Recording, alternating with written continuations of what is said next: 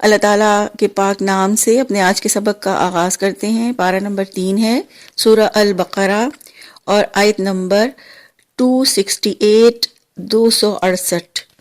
ارشاد باری تعالیٰ ہے الشیطان یعیدکم الفقر ویأمرکم بالفحشاء واللہ یعیدکم مغفرۃ منہ وفضلا واللہ واسع علیم۔ بامحاورہ ترجمہ ہے، شیطان تمہیں مفلسی کا خوف دلاتا ہے اور تمہیں شرمناک بخل کا حکم دیتا ہے، اور اللہ تعالیٰ تمہیں اپنی طرف سے بخشش اور فضل کا وعدہ دیتا ہے، اور اللہ تعالیٰ بڑی وسعت والا سب کچھ جاننے والا ہے۔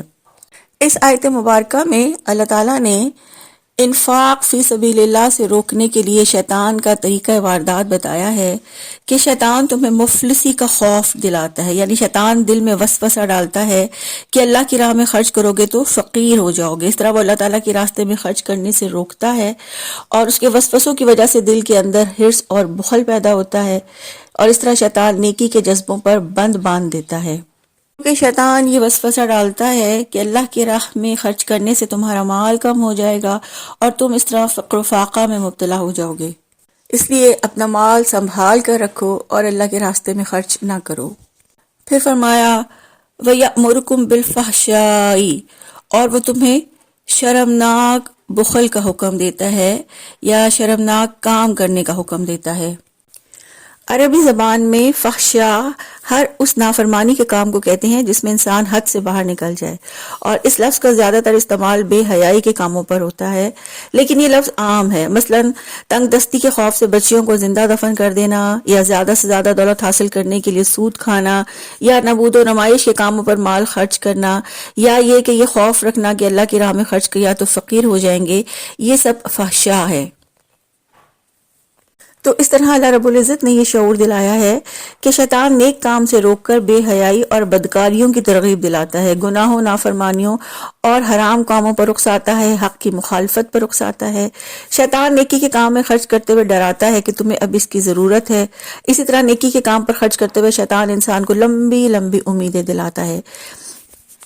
ایک حدیث مبارکہ سے رسول اللہ صلی اللہ علیہ وآلہ وسلم نے ہمیں یہ واضح کیا کہ شیطان ایک وسوسہ ڈالتا ہے اور ایک توفیق کی راہبری فرشتہ کرتا ہے۔ شیطان شرارت پر آمادہ کرتا ہے، حق جھٹلانے پر آمادہ کرتا ہے، جبکہ فرشتہ نیکی اور حق کی تصدیق پر آمادہ کرتا ہے۔ جس کے دل میں ایسا خیال آئے وہ اللہ کا شکر ادا کرے اور جان لے کہ یہ اللہ کی طرف سے، اور جس کے دل میں وسوسہ پیدا ہو وہ اعوذ باللہ من الشیطان الرجیم پڑھے۔ تو اس سے ہمیں واضح ہوتا ہے کہ شیطان کا حکم خیر خواہی کا نہیں، دھوکہ دہی کا ہوتا ہے، اس لیے اس کا نہیں بلکہ اپنے رب کا حکم ماننا ہے۔ پھر فرمایا اللہ یعدکم مغفرۃ منہ وفضلا، اور اللہ تعالیٰ تمہیں اپنی طرف سے بخشش اور فضل کا وعدہ دیتا ہے۔ اللہ تعالیٰ اپنی طرف سے بخشش اور فضل کا وعدہ دیتا ہے۔ اللہ تعالیٰ تمہیں اس طرح خرچ کرنے کا حکم دیتا ہے کہ تمہارے لیے آسانی ہو۔ آخرت کے لیے معافی کا ذکر پہلے کیا گیا ہے، کیونکہ پہلے مغفرت اور بخشش ہوتی ہے اور فضل بعد میں ہوتا ہے۔ تو یہاں فضل سے مراد رزق کی کشادگی ہے، یعنی انفاق فی سبیل اللہ کی وجہ سے دنیا میں بھی رزق کی کشادگی ہوتی ہے، دلوں کو خوشی ملتی ہے، انسان کو سکون ملتا ہے، اور اس کے ساتھ ساتھ آخرت کی بھلائی، قبر میں راحت اور قیامت کے دن ثواب کی صورت میں بھی اجر ملے گا۔ تو ہمیں چاہیے کہ ہم اللہ کی راہ میں اپنا مال خرچ کرتے ہوئے اللہ پر اعتماد اور توکل رکھیں کہ جو رب آج ہماری ساری حاجتیں پوری کر رہا ہے کل بھی وہی پوری کرے گا انشاءاللہ۔ تو اللہ تعالیٰ کی طرف سے بھی مغفرت اور فضل کا وعدہ پورا ہو کر رہے گا انشاءاللہ۔ تو آیت کے اس حصے سے ہمیں یہ پتہ چلتا ہے کہ شیطان کی دھمکی کے مقابلے میں اللہ پاک کا فرمان ہے کہ صدقے کی وجہ سے گناہ معاف کر دوں گا، جبکہ ابلیس کی جانب سے فقیر ہونے کی دھمکی ہے۔ اللہ رب العزت نے سورہ سبا کی آیت نمبر 39 میں ارشاد فرمایا، اور جو کچھ تم خرچ کرتے ہو بس وہی اس کا بدلہ بھی دیتا ہے۔ تو جو کچھ بھی اللہ کی راہ میں خرچ کریں گے اللہ دنیا میں بھی اس کا کئی گنا زیادہ بڑھا چڑھا کر لوٹائے گا، اور آخرت میں اس کے اجر کا کوئی اندازہ نہیں کر سکتا۔ پھر فرمایا واللہ واسع علیم، اور اللہ تعالیٰ بڑی وسعت والا سب کچھ جاننے والا ہے۔ اللہ تعالیٰ بڑی وسعت والا ہے، وہ اپنی وسعت سے فراغ دستی سے عطا کرتا ہے، اور اللہ العلیم ہے، کم ہو یا زیادہ، خفیہ ہو یا ظاہر، اپنے فضل سے اس کا بدلہ دے گا۔ اللہ تعالیٰ نے مغفرت کے وعدے سے اپنے علیم ہونے کا شعور دلایا کہ اگرچہ وہ تمہارے گناہوں کا حساب کتاب رکھتا ہے، علیم ہے لیکن وسیع رحمت والا ہے، اور علیم ہونے کی وجہ سے بخشش فرما دیتا ہے۔ آیت نمبر 269 ہے، یؤتی الحکمت من یشاء ومن یؤت الحکمت فقد اوتی خیرا کثیرا وما یذکر الا اولو الالباب۔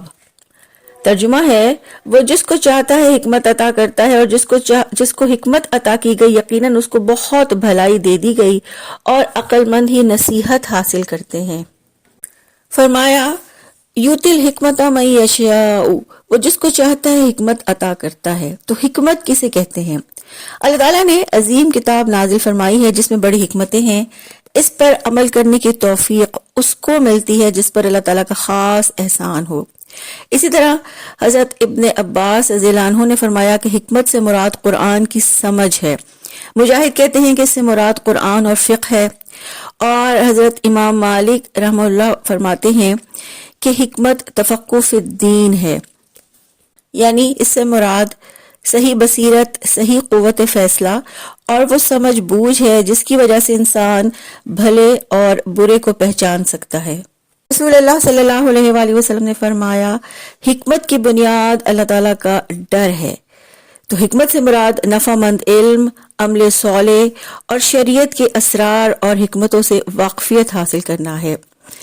پھر فرمایا، جس کو حکمت عطا کی گئی یقیناً اس کو بہت بھلائی دے دی گئی، یعنی جسے اللہ تعالیٰ نفع مند علم، عمل صالح کی توفیق اور شریعت کے اسرار اور حکمتوں سے واقفیت دے دیں تو اس سے بڑھ کر اور بھلا کیا بھلائی ہو سکتی ہے کہ کسی کو اگر دنیا اور آخرت کی ناکامیوں سے بچ کر دنیا اور آخرت کی کامیابی نصیب ہو جائے تو یہ نعمت اللہ تعالیٰ اپنے خاص بندوں کو عطا فرماتے ہیں، اور یہ انبیاء کا ورثہ ہے۔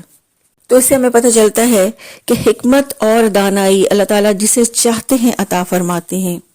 حضرت امیر معاویہ رضی اللہ عنہ روایت کرتے ہیں کہ رسول اللہ صلی اللہ علیہ وآلہ وسلم نے فرمایا، جس شخص کے ساتھ اللہ تعالیٰ بھلائی کا ارادہ کرے اسے دین کی سمجھ عطا فرما دیتا ہے۔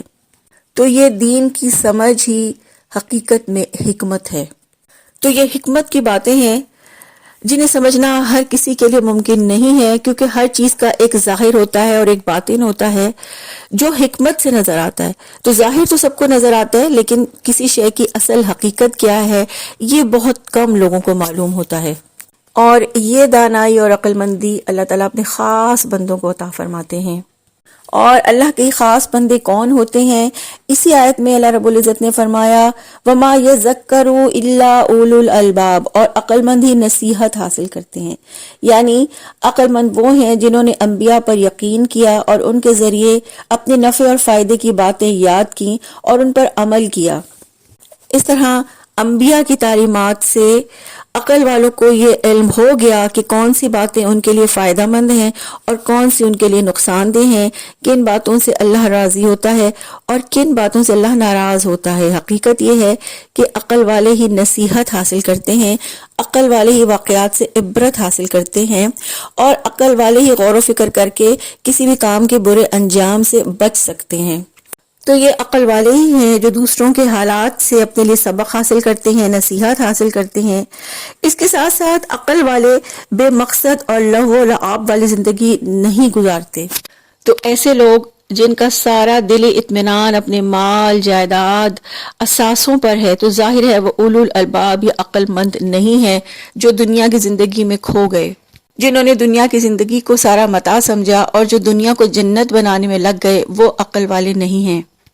جبکہ عقل والے تو وہ ہیں جو دنیا میں رہتے ہوئے آخرت پر نظریں لگاتے ہیں اور آخرت کے لیے کام کرتے ہیں۔